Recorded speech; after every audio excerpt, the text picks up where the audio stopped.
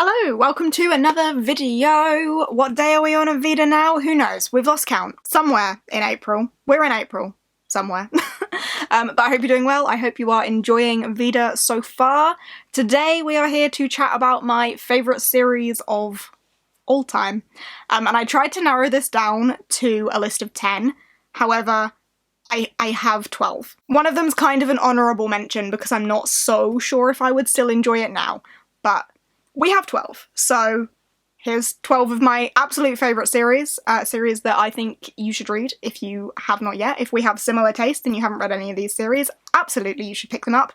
And if anyone was ever curious about what some of my favourite series are, here's something for you to refer back to. So let's kick it off. Coming in at number 12 is my honourable mention one here. I will say I've tried to put these in some sort of order, but like this order could change week to week. But coming in at number 12 is my honourable mention that I'm not entirely certain if I would love as much if I reread it now, but it has to go to A Court of Thorns and Roses by Sarah J. Maas.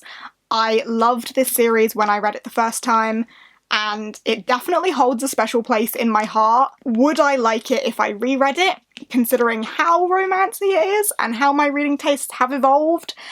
I'm not too sure, but it will always hold incredibly fond memories for me, so it deserves some credit for that. This series follows is she 16, 18, 19? This series follows a 19-year-old girl named Feyre who is part of a very poor family, and she has to go hunting to provide for them in the winter. When she's out hunting, she kills a wolf and is then dragged away by a mysterious beast-like creature who happens to be a fae, and she's dragged to the legendary land of the Fae, where she must live amongst them to repay her debt for killing this Fae wolf. It turns into way more than that, but on the off chance that you haven't read it yet, I won't say too much more, but it's a Beauty and the Beast retelling, kind of meets an East of the Sun, West of the Moon retelling. It's definitely got a few of those vibes in there as well, but it is a pretty romance-heavy series, which is why I'm not entirely sure that I would like it if I reread it, but it definitely deserves an honourable mention because I liked it so much the first time I read it,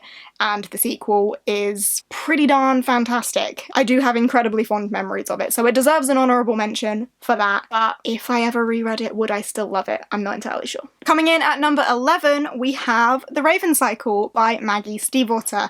This is one that I think a lot of people forget that I've read and loved. I actually have a tattoo for this series on my back of ley lines and a bumblebee. If you know, you know. But this series is about a young girl called Blue who comes from a family of seers, clairvoyants, and she's the only one in her family who does not have the sight. She is not clairvoyant herself, but she is an amplifier of sorts.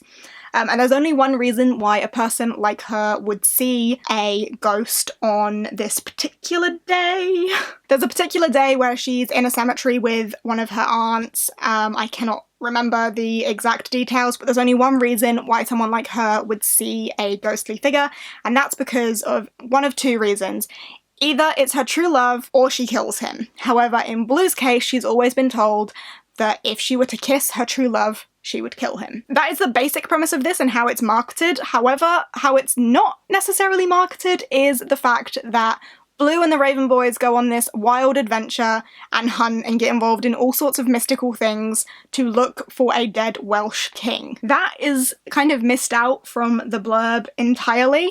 The blurb focuses way more on the romance of this, but the adventure, the atmosphere, the kind of dark whimsy of this land and the dreamscapes and the creatures that come out of it, I think are what sells this, and that's the reason I love this. The atmosphere of Cabeswater, which is one of the key locations in this series, is incredible. One of my absolute favourite fictional places. I love the atmosphere that Maggie Stiefvater has created around that, and the sense of adventure, but also the kind of hopeful yet hopeless atmosphere around it all. It's got a vibe that vibes with me. I really enjoy this one. And it's probably due a reread, to be honest. It's been a fair while since I read this. I'm a little bit nervous that I might not like it so much on a reread, but I really loved it the first time I read it, and I definitely don't rave about this enough considering how much I love it. So The Raven Cycle. Coming in at number 10 is The Daughter of Smoke and Bone Trilogy by Laini Taylor.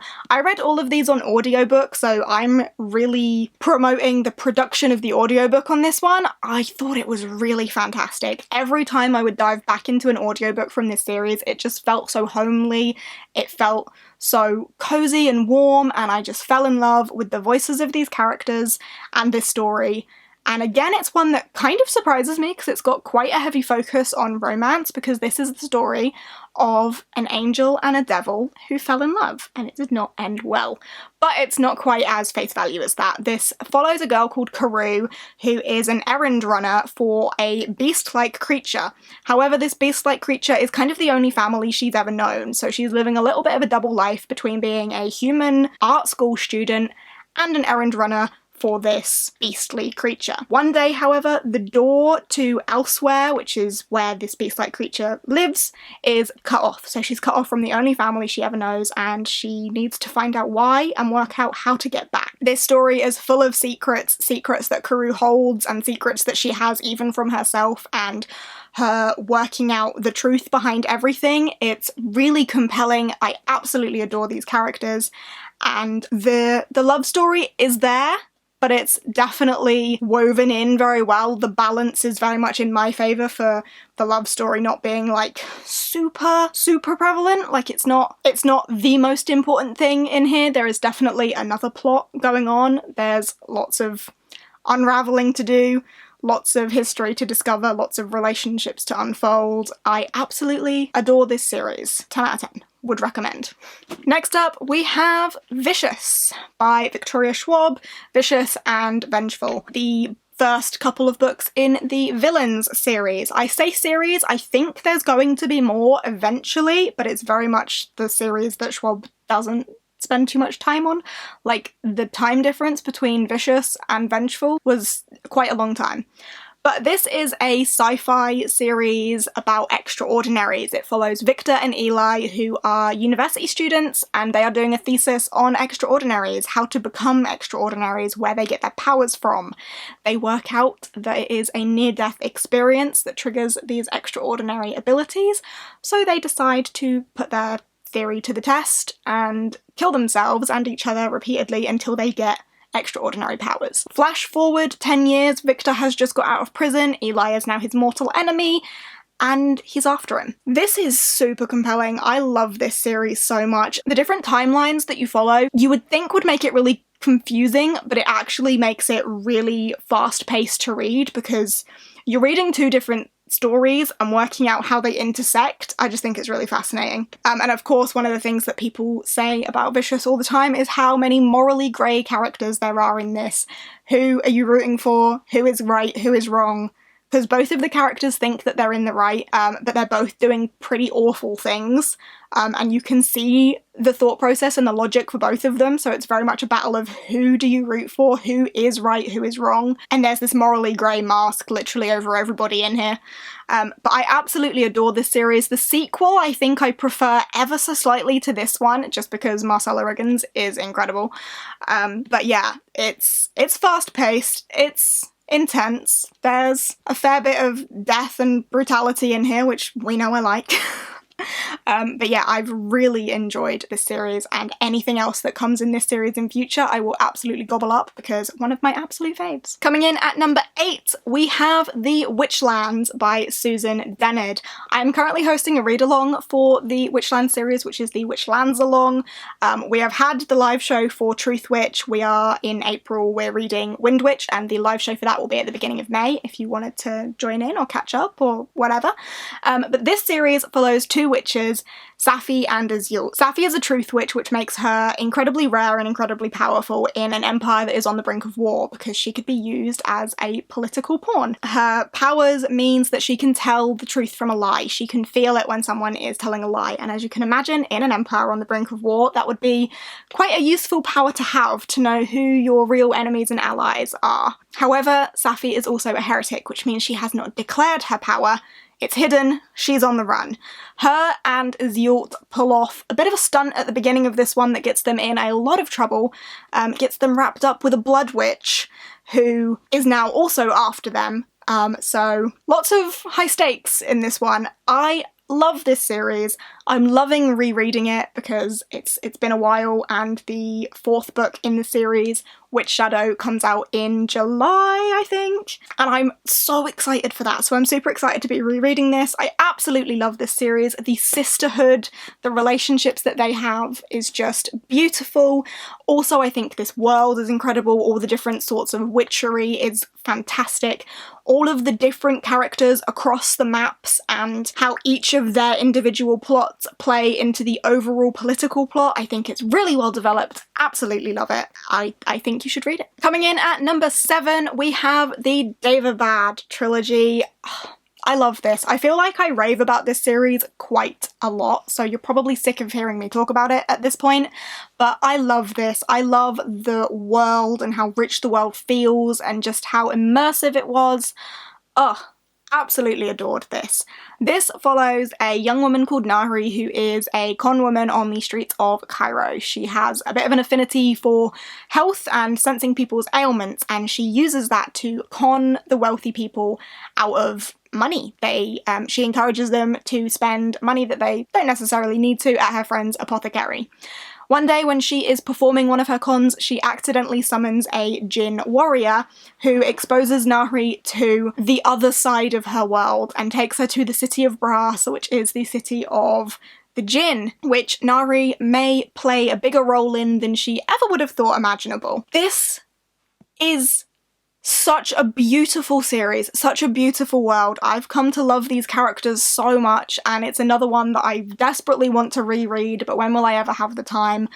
I love Nahri, and I also love Ali. We get a lot from Ali's perspective. He's one of the princes of the city of Brass, so we get an inside look at the workings of the city of Brass. We get to see kind of the political side of things from him, whilst we're also learning everything for the first time and having first experiences of the city from Nahri's point of view as well, so we get the best of both there. But I love this so very much. I will admit that it's the 2nd book that I fell in love with this series. The first one was only a 4-star for me, but Kingdom of Copper was absolutely incredible. And don't even get me started on Empire of Gold, because that book blew my mind and broke my little heart. So I'm a big fan of this series. Big fan. Love it so very much. I know that a lot of people think that this is quite intense at the beginning, quite difficult to get into. However, I am a big pusher for if you just push through it, what's important will come back. It will make sense. Like, don't put too much weight on the beginning when you're getting confused about all of the different names of people and places. You'll get there. Because I want to encourage as many people as possible to read this series. Like, those people that think it's too much for them, do it anyway. It's so good. So good. Absolutely love it. Mwah. Coming in at number 6, we have the Winter Night Trilogy by Catherine Arden. Got to have a little bit of polar fantasy on there. Would it be me if we didn't have a little bit of polar fantasy on there? I adore this series. This series is smothered in Russian folklore, polar fantasy vibes, and I absolutely adore it. It follows a young girl called Vasya, and this first one is kind of a coming-of-age story for Vasya. We see her growing up from very young and the terrible things that happen to her and her family, and the story really kicks off when Vasya's father remarries a devout Christian woman, and when she moves to the village that Vasya lives in, she brings a priest with her, and that priest kind of starts to work on converting the village people from believing in the old gods to becoming Christians. And this means that people are no longer paying tribute to the old gods, they're no longer providing offerings to the old gods, and that causes a bit of a stir in the spiritual world. However, Vasya has a power to see the spiritual world. She can see the spirits around the house, and as well as seeing these spirits, she can sense the spiritual unrest in the world and sense the darkness and evil lurking in the woods. Vasya is such a headstrong character. She is bold, she is courageous, she is everything that society does not want her to be. She is an adventurer. She wants to see the wide world. She wants to do things her way. She does not want to marry. She does not want to be sent to a convent. She does everything she can to do things her way. and I absolutely adore her. There is also kind of a romantic air to this one. Like, romance is not the point of this. There is definitely a slightly romantic atmosphere to this, and the beauty of the spirits in the spiritual world and everything that Vasya can see is just special. It's magical. This is very often described as being a slow book, and I can completely understand why a lot of people perhaps don't get on with this, but it is one of my absolute favourites. I think the slow build of that atmosphere is incredibly worth it for the payoff and how beautiful this world becomes. I absolutely adore it. Coming in at number 5, we have the Mistborn Trilogy. This is a new favourite for me. I only relatively recently finished Hero of Ages, like a few months back, but this definitely deserves a pretty high spot on this list because this series is fantastic. The first book didn't necessarily sell it to me. Like, I still really enjoyed the first book, but at the end of the first one, I was still a little bit like, where does this go now? How do we move on from here? And then the second book and the third book absolutely blew my mind, and I'm sold. I am a Sanderson convert. I am all into it. Absolutely love it. In this world, something called allomancy exists, which is the ability to get certain powers from certain metals. You can be a mistling, which means that you can ingest one of the metals and gain the power of that, or you could be a mistborn, which means you can ingest all of the metals and gain all of the powers at once. The story follows a mistborn called Kelsier and his group of men as they start an uprising to take over the Dark Lord, because in this world, the Dark Lord has previously won. There is a heavy mist over the lands, things aren't looking too great, the conditions are pretty poor, and slavery sweeps over the land. They pick up a young girl called Vin, who has some hidden powers that she wasn't entirely aware of, and it kind of follows Kelsier training her up and developing his crew to perform the ultimate task of taking down the Dark Lord. I won't say too much more than that because spoilers, but this was incredible. I loved it. The second one and the third one absolutely raised it up a notch because there's more to it than just the Dark Lord. There is something bigger at play. There is something more going on in this world, and how that played out and how, like, they get closer and closer to this thing. Like, they think they're performing these incredible feats, and it's just bringing them closer to the edge of this bigger thing. It was incredible. The build-up to that was fantastic. The way the third book ended, I think, was the best ending I have ever read. Very possibly. I'm a Sanderson convert. Coming in at number 4, we have the Monsters of Verity duology by Victoria Schwab. This series holds a very special place in my heart because it absolutely tears me to pieces. I reread Our Dark Duet not that long ago and thought that upon reread it would perhaps not make me cry quite as much, but it still did.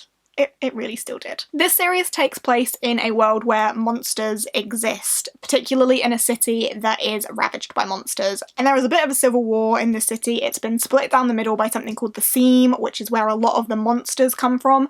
And on one side of the Seam, they pay for safety. On the other side of the Seam, they fight for safety. And the series follows a young boy called August Flynn and a young girl called Kate Harker, who come from different sides of the Seam and are unlikely to ever get along. But the main point of this is what makes a monster, what makes a human human, and at what point does a human become monstrous and a monster become slightly more human.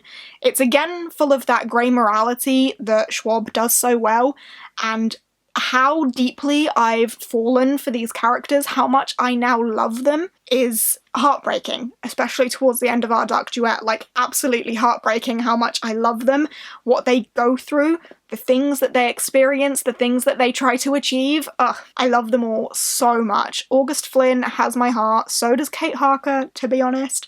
It's again like, who do you root for? But do you maybe root for them both? Can they both come out of this okay? There is sort of a truce in the city at the beginning of this where, you know, we've got Kate's side. She's the daughter of the guy that runs that side of the city, the Harker side, and August is the son of the Flynns who rule the other side of the city. And there's kind of a truce between their families, but the truce is falling, and that brings Kate and August into kind of an unlikely alliance. But how long can that alliance survive? How long can the truce hold in a world that's being overtaken by monsters? I love this series so much, and it absolutely tears my heart out every time. I think this is also a super quick read. It's really gripping. Like, I struggled to put it down, but I've fallen absolutely head over heels for these characters, and we know I'm a massive fan of Schwab, so special place in my heart for this one. I feel like we're getting into incredibly predictable territory now. Coming in at number 3, we have the Spellslinger series by Sebastien de Castell.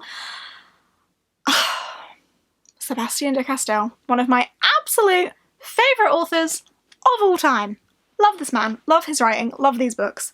These are so special to me. These are some of the best books in my mind. I absolutely love them. I love these characters, I love this world, I love how well developed this world is, how wide it is, and how much of it we see, and the different cultures we see from this world as we travel it with our main characters. I think it's so fantastic. We know I love a bit of a political fantasy, and the politics at play in this world are enthralling. So this series follows a young mage called Kellen just shy of his 16th birthday. He's just about to take his mage's trials, however, slight problem, all of his magic has gone.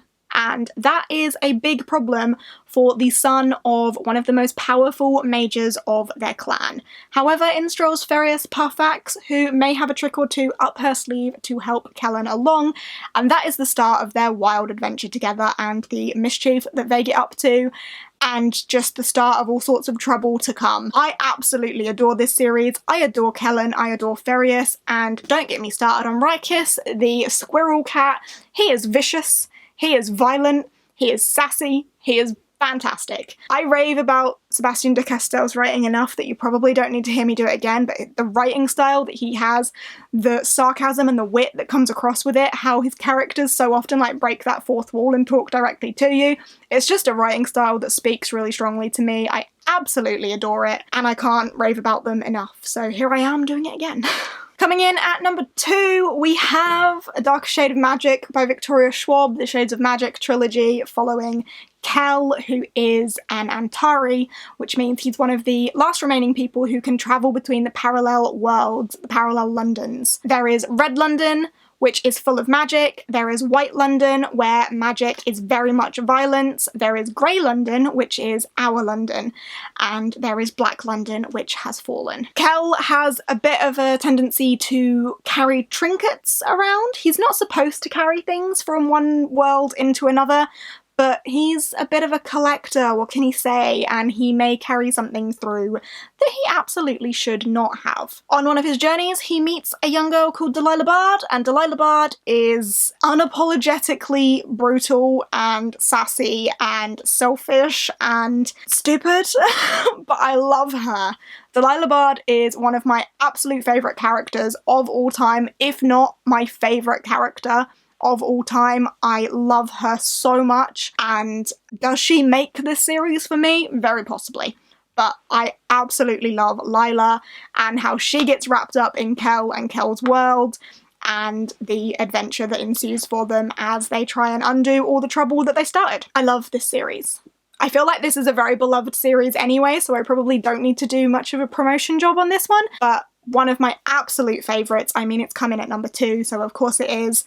I adore this world, I adore this magic. Again, Red London is probably like the sort of place I would love to visit. It's one of my favourite fictional places. I just adore it. And finally, coming in at top spot, this should be absolutely no surprise to anybody, but we have The Greatcoats by Sebastien de Castell. This is Sebastien de Castell's adult fantasy series that follows Falkio, Kest and Brasti, who are the fallen Greatcoats. The Greatcoats have fallen, the king has been murdered, and the Greatcoats were his magistrates. They would go around upholding the king's law, but when the king is murdered, the Greatcoats have fallen. So now they're kind of just working as bodyguards for people in high up places, getting jobs where they can, whilst they try to perform their dead king's last wishes. Before he died, he gave each of his Greatcoats one final task to perform. And this is the story of Falcio performing his, and the greatcoats that they meet along the way performing theirs, and how that's going to impact the world. I don't want to say too much more than that because there's so much more to this. It's an incredibly brutal series. There's quite a lot of violence in here. There is a particular scene in the second book that is intense. I absolutely love it. I am definitely due a reread of this series. I cannot wait to dive back into it. But I love these characters, I love this world. Again, how rich the world is, how much of it we see. Not only like the politics and the cultures, but the magic. And it's not quite as like in-your-face magic, it's a much subtler magic. And I just think it's captivating. I love discovering it, but I also love how action-packed this is, how brutal it is, how sarcastic and witty it is, and how laugh-out-loud funny this is. There are parts in this, like, it shouldn't be funny, but it is. And again, Sebastien de Castel's writing, he's got this witty, sarcastic way with words, and his characters will often, like, break down that fourth wall and just have a laugh with the reader. I just love it. I love it, and you've heard me talk about it so many times, so you do not need to hear me talk about it again. But I just love it. If you like the old men from, like, the Fallen Guard getting back together to perform that one last task sort of trope, then that's kind of what this is. But there's so much more to it, and I absolutely adore it. Cannot recommend the series enough. If you haven't read this on my recommendation yet, maybe you should do that, because this series is my fave. I love it. And the second book in this series is quite possibly my favourite book ever. So we'll leave it at that. But there you have it. There is my list of my top 12 series. Random number. I feel like I've been going on for a really long time. This video is probably really long, and I'm really hot now, but I hope you found this interesting. If you've read any of these, let me know. If any of these are also some of your favourite series, let me know. I would love for you to drop in the comments what your favourite series of all time is, but thanks ever so much for hanging out with me for another day of Vida. I will see you tomorrow. Bye!